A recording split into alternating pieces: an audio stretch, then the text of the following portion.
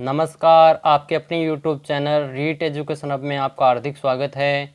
आज हम कक्षा 12 भूगोल विषय के पाठ संख्या 11 विश्व अंतर्राष्ट्रीय व्यापार विषय पर कुछ महत्वपूर्ण बातों पर चर्चा करेंगे।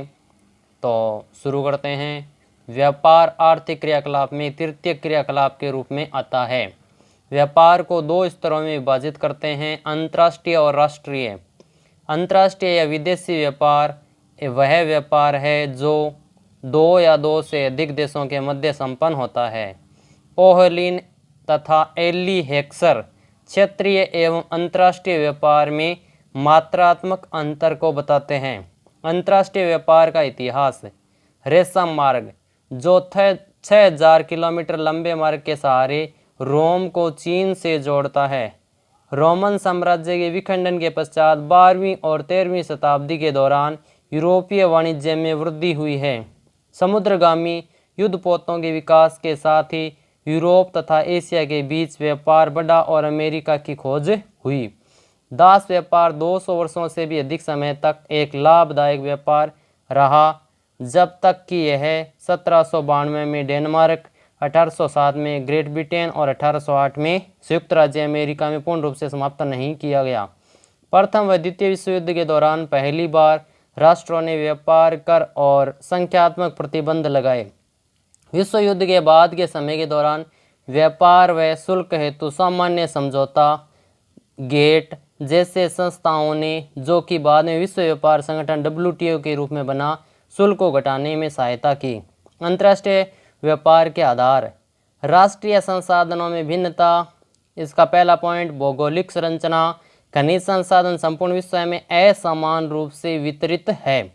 जलवायु किसी दिए हुए क्षेत्र में जीवित रह जाने वाले पादप व वन्य जात के प्रकार को भी प्रभावित करती है। जनसंख्या कारक है। सांस्कृतिक कारक पढ़ते हैं। सबसे पहले चीन द्वारा उत्पादित उच्च कोटि का पार्सलिन, चीनी मिट्टी का जो बर्तन है, तथा ब्रोकेड, किमखाब, जरीदार व बूंटेदार कपड़ा। ईरान के कालीन प्रसिद्ध है, जबकि उत्तरी अफ्रीका का चमड़े का काम और इंडोनेशिया में बटिक या छींट वाला वस्त्र बहुमूल्य हस्तशिल्प है। जनसंख्या का आकार। आर्थिक विकास की प्रावस्था।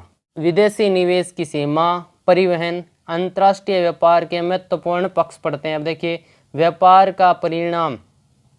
व्यापार की वस्तुओं का वास्तविक तौल परिमाण कहलाता है। व्यापार संयोजन। पिछले शताब्दी में आयातित और निर्यातित वस्तुओं के प्रकार में परिवर्तन हुए हैं। इसमें सेवा क्षेत्र, यात्रा, परिवहन व अन्य व्यावसायिक सेवाएं सम्मिलित होती है। व्यापार की दिशा। 19वीं शताब्दी में व्यापार की दिशा में प्रत्यावर्तन का काल होता है। ये यूरोप व USA बड़े व्यापारिक साझेदार के रूप में उभरे और विनिर्माण वस्तुओं के व्यापार में भी अग्रणी बने हैं। जापान तीसरा व्यापारिक देश बना है। 20वीं शताब्दी में यूरोप में उपनिवेश समाप्त। भारत व चीन के मध्य प्रतिस्पर्धा भी आरंभ होती है। अंतर्राष्ट्रीय व्यापार के प्रकार। द्विपक्षीय व्यापार, जब दो देशों के बीच में परस्पर वस्तुओं और सेवाओं का आदान प्रदान होता है तो वह व्यापार द्विपक्षीय व्यापार के रूप में जाना जाता है। बहुपक्षीय व्यापार, जब दो से अधिक देशों के बीच परस्पर व्यापार हो तो वह बहुपक्षीय व्यापार के नाम से जाना जाता है। अंतर्राष्ट्रीय व्यापारिक संगठन पढ़ते हैं। सबसे पहले प्रशुल्क एवं व्यापार पर महासमझौता गेट। 1948 में विश्व को उच्च सीमा शुल्क व अन्य बाधाओं से मुक्त कराने हेतु कुछ देशों के द्वारा general agreement on trade and tariff का गठन किया गया। गेट विश्व का पहला और विशाल अंतर्राष्ट्रीय व्यापारिक समझौता था, जिस पर 30 अक्टूबर 1947 को 96 देशों ने हस्ताक्षर किए थे। यह समझौता 1 जनवरी 1948 से लागू हो गया। जनवरी 1995 को गेट समझौता समाप्त हो गया और इसे नवगठित विश्व व्यापार संगठन WTO में सम्मिलित कर लिया गया। दिसंबर 2005 में 149 देश WTO के सदस्य थे। भारत इसका संस्थापक सदस्य होता है। विश्व व्यापार संगठन पढ़ते हैं आगे। स्थापना 15 अप्रैल 1994। कार्य प्रारंभ करता है 1 जनवरी 1995 से। इसका मुख्यालय है जिनेवा, स्विट्जरलैंड में। उदारीकरण, भूमंडलीकरण, निजीकरण की एक अंतर्राष्ट्रीय कार्य योजना होती है विश्व व्यापार संगठन, और 19 दिसंबर 2015 को इसके 164 देश सदस्य हैं। और यूरुग्वे या डंकल प्रस्ताव के पारित होने के बाद भारत ने इसे 15 दिसंबर 1993 को डंकल प्रस्ताव को स्वीकृति प्रदान की गई भारत के द्वारा। प्रमुख अंतर्राष्ट्रीय व्यापारिक संगठनों के मुख्यालय व स्थापना पढ़ते हैं। तो सबसे पहले पढ़ेंगे अंतर्राष्ट्रीय मुद्रा कोष। इसकी स्थापना 27 दिसंबर 1945 को होती है। वाशिंगटन डीसी इसका मुख्यालय है। विश्व बैंक अगला, इसकी 27 दिसंबर 1945 को स्थापना हुई और वाशिंगटन डीसी इसका कार्यालय होता है। आर्थिक सहयोग व विकास संगठन 1948 में बनता है और पेरिस फ्रांस में इसका मुख्यालय है। यूरोपीय संघ 1958 में बनता है और ब्रुसेल्स बेल्जियम में इसका मुख्यालय है।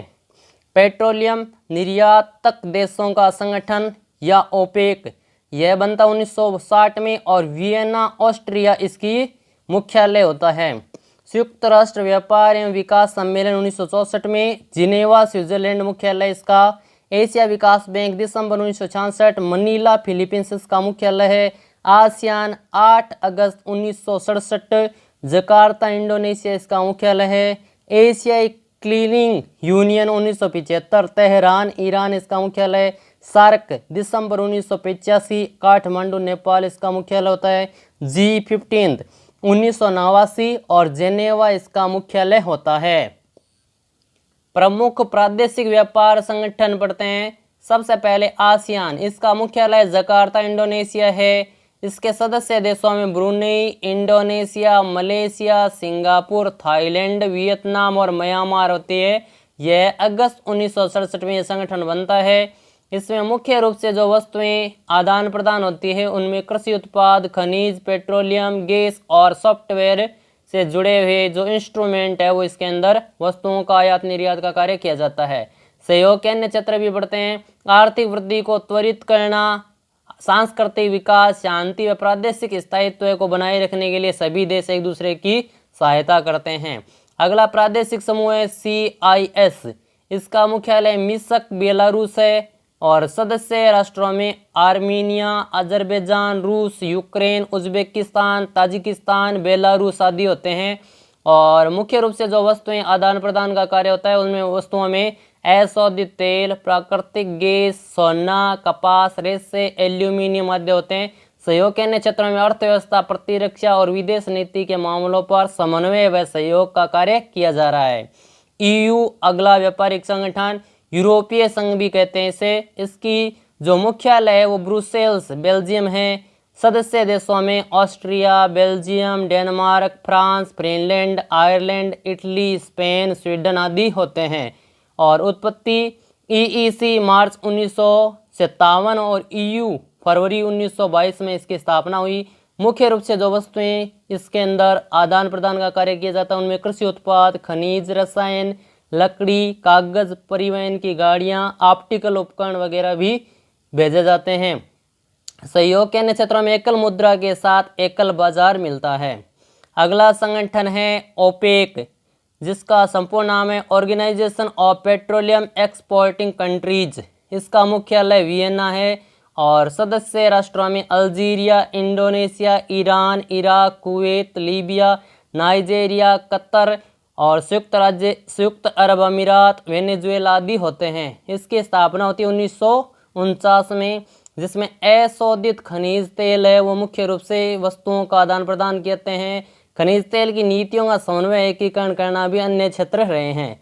अगला पढ़ते हैं SAPTA, south Asian free trade agreement. इसका मुख्यालय है वह दिया हुआ नहीं है। सदस्य राष्ट्र पढ़ते हैं बांग्लादेश, मालदीव, भूटान, नेपाल, भारत, पाकिस्तान और श्रीलंका। यह जनवरी 2006 में बना था और अंतर प्रादेशिक व्यापार के करों को घटाना इसका मुख्य उद्देश्य रखा गया है। अब पढ़ते हैं भारत की नई विदेश नीति 2015 से 2020 तक। वाणिज्य एवं उद्योग मंत्री निर्मला सीतारमण ने भारत सरकार की 2015 से 20 की पहली विदेश व्यापार नीति को 1 अप्रैल 2015 को नई दिल्ली में जारी किया। इस नीति के तहत मेक इन इंडिया और व्यापार पर जोर दिया गया। इसका प्रमुख लक्ष्य भारत को 2020 तक एक बड़ा व्यापारिक देश बनाने का लक्ष्य भी रखा गया है। वर्ष 2020 तक विश्व व्यापार में भारत का हिस्सा 2% से बढ़ाकर 3.5% करने का प्रावधान भी रखा गया है। 2015 से 2020 भारतीय विदेश व्यापार नीति के मुख्य बिंदु पड़ते हैं। देश में वस्तुओं और सेवाओं का निर्यात वर्ष 2013-14 के 465.9 अरब डॉलर से बढ़ाकर 2019-20 तक 900 अरब डॉलर तक पहुंचाने का लक्ष्य भी रखा गया है। विदेश व्यापार नीति की सालाना समीक्षा के बजाय अब 2.5 साल में समीक्षा की जाएगी। वस्तुओं और सेवाओं का व्यापार बढ़ाने के लिए भारत वस्तु निर्यात योजना, भारत सेवा निर्यात योजना शुरू करने की घोषणा की गई है। हथकरघा, किताबों, चमड़े के जूते, चप्पल व खिलौनों के ई-कॉमर्स उत्पादों के निर्यात को भी MIES का लाभ 25,000 तक के मूल्य के लिए दिया जाएगा। निर्यात संवर्धन पूंजीगत वस्तु योजना के तहत निर्यात की अनिवार्यता 90% से घटाकर 75% तक कर दी जाएगी, ऐसा इस योजना में उल्लेख किया गया है। धन्यवाद। हमारे YouTube चैनल को ज़्यादा से ज़्यादा लाइक, शेयर और सब्सक्राइब करें। जय हिंद, जय भारत।